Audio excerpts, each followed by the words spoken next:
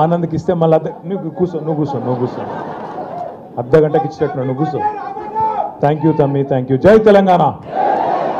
కేసీఆర్ గారి నాయకత్వం, కేసీఆర్ గారి నాయకత్వం. Thank you. పేరు పేరున మీ అందరికీ ముందుగా ఆలస్యంగా వచ్చినందుకు మన్నించాలని కోరుతూ, ఇంకా ఒక 2 కార్యక్రమాలు ఉండడం వల్ల కొంత ఆలస్యమైంది.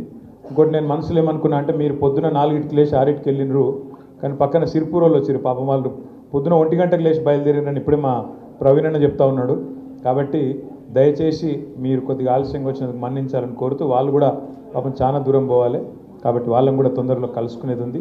ఈ కార్యక్రమం తర్వాత వాళ్ళ దగ్గర పోతాం. పెద్దలు, గౌరవనీయులు, శాసన మండలిలో ప్రతిపక్ష నాయకులు, మాజీ స్పీకర్ గారు గౌరవనీయులైన శ్రీ మత్స్యనాచారి గారికి, గౌరవ మాజీ మంత్రివర్యులు పెద్దలు, రంగారెడ్డి జిల్లాని తన దక్షతతో మరి ఈరోజు కాదు గత 25 సంవత్సరాలుగా అభివృద్ధి పదంలో ముందుకు తీసుకొని పోయిన మా అక్క, మనందరి ఆడబిడ్డ రాణి రుద్రమ్మకు, చాక లైలమ్మకు వారసురాలైన మన ఆడబిడ్డ శ్రీమతి సవితమ్మ గారు, గౌరవనీయులు ఈ మధ్యన జగదీష్ అన్న మాట్లాడుతున్న అందరు చూస్తున్నా లేదా టీవీలలో? బాగా మాట్లాడుతున్నా లేదా? మంత్రిగా ఉన్నప్పుడు జగదీష్ అన్న గొంతు ఎక్కువ కానీ ఇప్పుడు బాగా ఇంటారు కదా. ఇది ఎందుకు చెప్తున్నా అంటే, కాదు ప్రతిపక్షంలో ఉన్నప్పుడే, కష్టంలో ఉన్నప్పుడే మనిషి క్యారెక్టర్ ఏందో తెలుస్తుంది.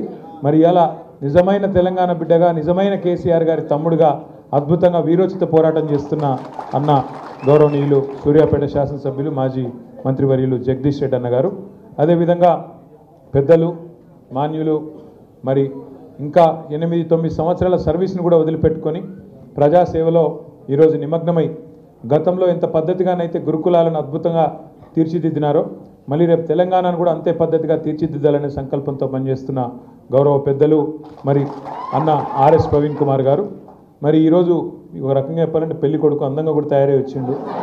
గౌరవనీయులు వికారాబాద్ జిల్లా పార్టీ అధ్యక్షులు సోదరులు డాక్టర్, పెళ్లి కొడుకు అంటే మళ్ళీ బావ ఇక్కడనే ఉన్నాడు, అన్న ఉత్తగానే అన్న, ఇంట్లో చెల్లెలకు సబిత గారికి వేరే చెప్పేది ఆయన.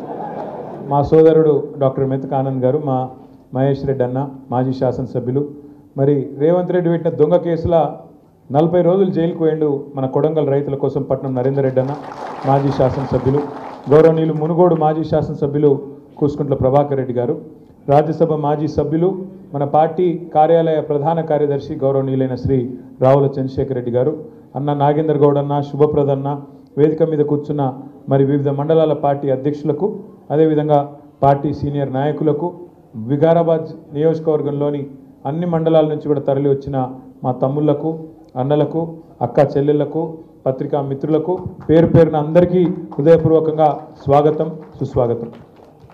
తమ్ముడు అనిల్ మాట్లాడుతూ, అనిలే కదా, అనిల్ మాట్లాడుతూ ఒక మాట చెప్పిండు, అన్న కేసులు పెడుతున్నారు, మరి సతాయిస్తున్నారు, అధికారం ఉంది కదా అని చెప్పి విర్రవీగుతున్నారు, అక్కడ స్పీకర్ గారు ఉన్నారు, ఇక ఆయన అధికారాన్ని అడ్డం పెట్టుకుని వారు కూడా పోలీసు వాళ్ళు చెలరేగిపోతున్నారని చెప్పిండు. ఆయన తమ్ముడు అనిల్ చెప్పిన దానికి ఒక్క మందు. ప్రజాస్వామ్యంలో ఎక్కడైనా ఏ దేశమైనా సరే, ప్రపంచంలో ఏ రాష్ట్రమైనా సరే ఒక్క మందు. అందరు అధికారులు చక్కగా కావాలంటే మీరు ఎక్కువ శ్రమ పడాల్సిన అవసరం లేదు. మీరు రేపు లోకల్ బాడీలో జెడ్పీటీసీలు, ఎంపీపీలు గెలిచి కూర్చొని వికారాబాద్ నియోజకవర్గంలో తెల్లారి నుంచి ఒక్కొక్క ఆఫీసర్ ఎట్లా మారుతారో మీరే చూస్తారు. సాటుకు ఫోన్ చేస్తారు, అన్నా జర ఆనందానికి చెప్పి నేను మంచోన్ని, పైకి వెళ్ళి స్పీకర్ సాబ్ ఒత్తిడి చేస్తే ఏదో చేసిన దండం పెడితేనే మళ్ళీ మీ గవర్నమెంట్ ఎట్లా వస్తుంది కేసీఆర్ గారిది, జర ఆనందానికి చెప్పి మంచి పోస్టింగ్ ఇవ్వాలి అని చెప్పి అదే అధికారి మీ ఎంబడ పడపోతే నన్ను పట్టుకోండి. అనిల్ కూడా నేను చెప్పేది ఏంటంటే, ఒకటే మందు, ఎక్కతొక్క ఆలోచించేది ఏం లేదు అనిల్, ఒక్క మందు. మనకెంత శక్తి ఉందో, మనకెంత సత్తా ఉందో, ప్రజల్లో ఎంత కోపం ఉందో, దాన్ని కనుక నువ్వు మలచగలిగితే, మీ మండలంలో మీ టీం మలచగలిగితే, మన అభ్యర్థి ఎవరు నిలబడ్డా ఆ కారు గుర్తు కోటేసే విధంగా కనుక మీరు గట్టిగా పనిచేస్తే అన్నిటికీ సర్వరోగ నివారణ జిందా తిలిస్మాత్ అన్నట్టు గెలుపే రేపటి మీ పార్టీకి మలుపు అవుతుంది. మీ సమస్యలన్నిటికీ కూడా అదే పరిష్కారం అవుతుంది. ఒక అనిల్కే కాదు, నేను చెప్పే ఈ మాట మనందరికీ కూడా వర్తిస్తుందని చెప్పి నేను విజ్ఞప్తి చేస్తా ఉన్నాను.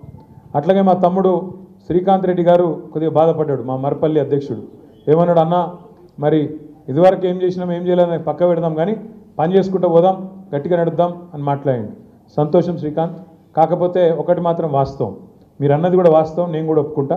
గత 10 ఏళ్ళు ఒక తపస్సులాగా, ఒక దీక్షలాగా రాష్ట్రం కోసం పనిచేసినాం. ప్రభుత్వంలో ఉన్నాం కదా, బాధ్యత పెరిగింది కదా, ప్రజలు మనకు ఆశీర్వాదం ఇచ్చారు కదా, మన రైతు బాగుండాలి, మన రాష్ట్రంలో మహిళలు బాగుండాలి, మన రాష్ట్రంలో మన పిల్లలు బాగుండాలి, మన గిరిజనులు బాగుండాలి, దళితులు బాగుండాలని చెప్పి ఒక తపస్సులాగా కేసీఆర్ గారి నాయకత్వంలో ప్రభుత్వం దిక్కే ఎక్కువ పని చేసినాం. 10% కూడా మనం పార్టీ దిక్కు పని చేయలే వాస్తవానికి. కానీ మీ అందరికి నేను మాటిస్తున్నా, ఈసారి అట్లుండదు.